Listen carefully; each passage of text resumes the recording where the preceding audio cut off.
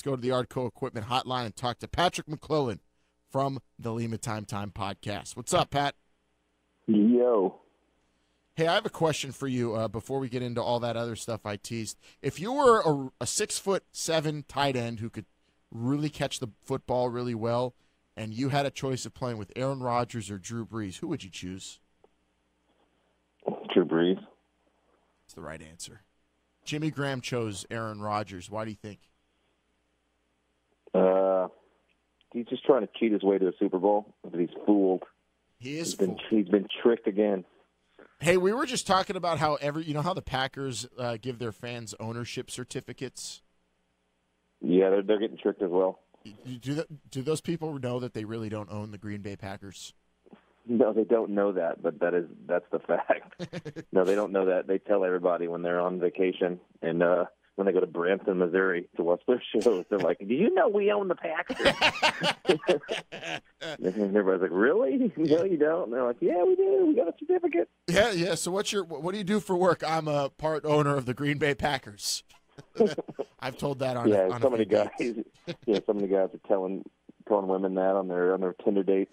Well, they're like, well, she's like, I do too. They're like, really? That's how matches. So stupid. That's my new match, PackerMatch.com. I'm gonna get everybody who owns the Packers to fall in love with each other. Puff Daddy might own the Carolina Panthers. Do you think he'd be a good NFL owner? Yeah. Yeah, he's too into opulence. He'll win just because he has to. I like Diddy. I feel like he'd be a great owner. I think he'd be a player's owner for sure. Guys would want to play there, but I would worry that he'd change the name of the team way too much. Yeah, he probably will. And they'll have to all wear like weird like puffy jackets. Are puffy jackets back? I mean, that was like during his first run. I don't know. Yeah, his name was like Puff Daddy and Puffy, and he wore puff jackets. So I was like, okay, well, I guess sense. I get it. Yeah, he doesn't wear puffy jackets anymore, but now he's back to Puff Daddy, right? Is he still puffy? No, did he change it back? See, I don't know. I can't keep up with it. I thought he was just a symbol now. Maybe that's what they'll be, just the Carolina, and it'll just be a symbol of God knows what. I don't know. Yeah, he's just a hashtag or a pound sign for those of us that are adults. Oh, that's right. Yes, the pound sign. The Carolina pound signs. I still don't see them winning the NFC South anytime soon. We're in the middle of March Madness. I want to ask you, do you have a Final Four yet? Ooh, I don't have a Final Four yet, but I do like my Houston Cougars as a big sleeper, and then also my other sleeper is the Murray State Racers, where I went to basketball camp as a precocious 15-year-old. Ooh, Murray State, really? That's a good one. So which region are they in? I think I saw them the Midwest. Where are they? They're a 14, right? They're in one of the four regions for sure. They're in one of the four regions for sure. I just want to make sure they're not beating one of my teams that I want. Yeah, they're a 12 taking on West Virginia. Oh no, I had WVU in the Final Four as a surprise. Yeah, West Virginia's going to win that game. I just wanted to name drop Murray State that I went to basketball camp there. Yeah, they're not going to get out of the first round. West Virginia is pretty good offensively. They are, and they play 94 feet, and they have a point guard that looks like he's 35 years old. Yeah, they absolutely do. There's been a few of them. Who else? Somebody else had a weird bald guy. I was just like, this guy should not be playing. I think maybe it was Cincinnati or something. I don't know. I was watching something. I was like, this guy looks like a 40-year-old college player. I don't like it. I'm all for the elderly playing in the tournament, though. I like giving them a chance. I don't age discriminate. WVU also has the guy who blocks shots with two hands. What are your thoughts on that technique? Well, I haven't seen that since Doug at the rec league, but the guy that's just like 6'8", and he's always told to play basketball his whole life, but he's not any good at it. He just swats both hands, or it's the college volleyball player that converted. We had a caller call in earlier, and he put Duke over way hard, and he shouted him out and said, forget about everybody else. It's the Cameron Crazies, and Grayson Allen is a very clean-cut young man, and they're going to win it all. What do you think about that comment? Now that's a lie, but I do love the Duke Blue Devils. I've been a long-time fan, so I'm going to apologize to everybody for that. But no, Grayson Allen is the literal devil incarnate. And all he does is try to trip people, and I want him the heck out of here. He kind of looks like, I don't know if you ever watched the old show Kids in the Hall, but they would always have like this little sidekick to Satan, and he kind of looks like that character. He looks like maybe not the devil, but at least someone who's standing right next to the devil's hind leg. Yeah, that's actually pretty accurate. Yeah, he's terrible. I mean, he's just really terrible. He's really good for Duke haters who just want to hate Duke. He's the epitome of Duke and white privilege. Yes, he is. He's the literal worst. I like back in the day when we had stand-up guys like Wojo. You know, just guys you could trust, not Grayson Allen, who's got a Rolls Royce that he wrecks and just trips people on the floor. Just what a demon. Yeah, he's awful. You know, he's a long way from Woj. Yeah, he said Bobby Hurley too, right? So. Yeah, they were hateable, but they didn't really do anything that was hate-worthy. This guy's like just the worst. He's an actual villain. I like Marvin D. Bagley the third. Great name. Great name. I like. It feels like a Duke year to me too. Unfortunately for the rest of America. As a great radio segue, speaking of unfortunately, Stephen Hawking passed away yesterday, and he warned us about the dangers of black holes and artificial intelligence. Do you think now that he's gone, anybody's going to remember all of his teachings? Because I think we really need to mind all of the copious amounts of words he wrote about those dangers. Yeah, I mean, he's been warning us for some time. I mean, I think we have to. We're going to have to make a concerted effort to remember the teachings of a one Stephen Hawking. Stephen Hawking. Rest in peace. Yes, rest in peace. With black holes still looming in outer space and artificial intelligence taking over on Earth, yesterday, WWE Hall of Famer, current President Donald Trump, said that America has an Air Force, but space is also a place where wars will take place, and he is looking to make a Space Force potentially.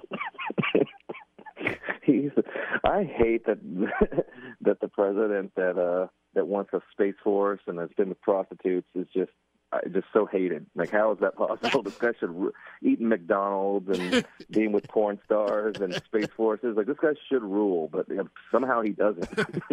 and he's a WWE Hall of Famer along with Kid Rock. But the Space Force, I think that's a great idea. I mean, especially with what we know about the moon. Yeah, well, the moon needs to be blown up. So I mean, I've been very vocal about this. If Donald Trump can promise to blow up the moon, I will be his biggest supporter. But I mean, I guess that's one step closer with a Space Force. I don't know. We got to perfect laser technology. There's a lot of things we got to do. Would you enlist in the Space Force? Well, no. Let's not get carried away. But I'll lead from afar. I'll watch on a screen and wear like a weird gray suit. I can't wait to see stand next to a big black robot guy. I can't wait to see what Space Force shore leaves like when they're up there and they're getting out for some R&R, taking a break from working on in the big hub up in the air. I don't know what the shore leaves like. The shore leave life for a Space Force cadet. We'll have to see. Yeah, I don't know. They just go to the International Space Station and float around for a little bit. It's not a very good life. Not very glamorous. You can maybe meet a nice foreign alien, and see what happens. Go to the cantina, yeah. What about the president welcoming in the Houston Astros to the White House? They looked like they had some fun. He ran down the whole team, although he did make one mistake. He said Game 7 was a game everybody will remember forever. Astros fans will remember that, but you think he was probably alluding to Game 5, which was the absurd 13-12 game? It just shows that nobody in the White House watched the World Series. They just assumed that. I don't think they even knew that there was an all-time game in Game 5. But Trump supporters will say that that's what they meant. But no, I don't think you make that mistake. Yeah, well, he did. He put AJ Hinch over for having a great year of skippering. Have you ever heard managing a baseball team referred to skippering as with an ing? That's exactly what it sounds like when a president is trying to sound cool with lingo but has no idea what's going on. He plays golf. Making up words like that. He's a golfer. Yeah, but I mean, just come on, Skipper. He just did a great job of skippering. All right, Trump. It was a fun trip. It was probably the most interesting trip a championship team has taken to the White House in a while, and I think not a whole lot of controversy. Usually a team goes there's big controversy behind it. The Astros, though, was pretty straightforward and actually provided me with some entertainment. And they come back and they beat the Mets yesterday. But I want to know what they did at the White House, because if I was a champion at the White House, I mean, you feel like you're going to get an exclusive kind of tour, maybe shown some things that normal citizens don't get shown. What do you think Alex Bregman and the crew were probably shown when they were there? They probably got to see W's Man Cave where he played his video games. Where he played Mega Man. I just sit here. I just want to play Mega Man. Mega Man's pretty. The only sweet. game he plays is Mega Man. It's great. It's a great game. There's so many of them. I wonder which was W's favorite. Yeah, that's what I figured too. They're probably showing secret rooms, trap doors, maybe the bunker that they go to whenever the aliens come down and attack us before we have our Space Force. Yeah, and like Obama's Earth, Wind, and Fire room, where it just plays a great soul music and you can dance. Like it was just a dance floor and just a vinyl player. Yeah, I did see Alex Bregman tweeting about that. He said he was hanging out in Obama's vinyl room and it was just full of old soul records, and he hung out there for an hour and almost missed the flight back home. Yeah, that'd be cool. Yeah, you have to put on like an old crushed velvet suit and just do the electric slide, and it's just Earth, Wind, and Fire, and it's really good, good soul music. And I saw that Tony Sip put out an Instagram message that he was in Ulysses S. Grant nipple torture room. I don't know what that was. Yeah, we need to stay out of that one. That's a room you got to stay out of, especially being our only left-handed reliever left. Yeah, we can't have him being tortured in that room. What is with that? Tony Sip's the only lefty in the bullpen. There's no way in hell that lasts throughout the season, is it? I don't think there's any way that lasts, but I think that we were just tired of being number one in every single category, and they're just like, let's just roll the dice.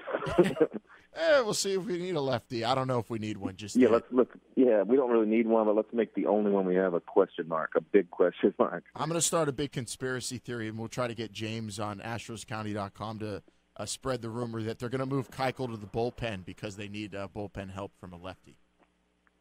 I like it, and I actually wouldn't put it past him. They've already demoted him from opening day. Why not? He's just one move away from being the next Tony Sip. You're the only one angry about that. He did seem pretty upset about it, but you're right. It is one step closer to that, at least. Patrick McLellan, the Lima Time podcast. It's on fire. The Astros were on fire last year. We expect them to be again this year in just a couple weeks when the season starts. Thanks as always, man, for talking about the Space Force. For sure. I can't wait for it to come to fruition. Yes, I'm going to enlist, and I'm going to try to talk you into it as well. Well, if you do, I will. Yeah, we'll have to. We're all going to do it. Cody, you too. We'll talk to you next week, man. All right, man. Patrick McLellan, the Lima Time podcast.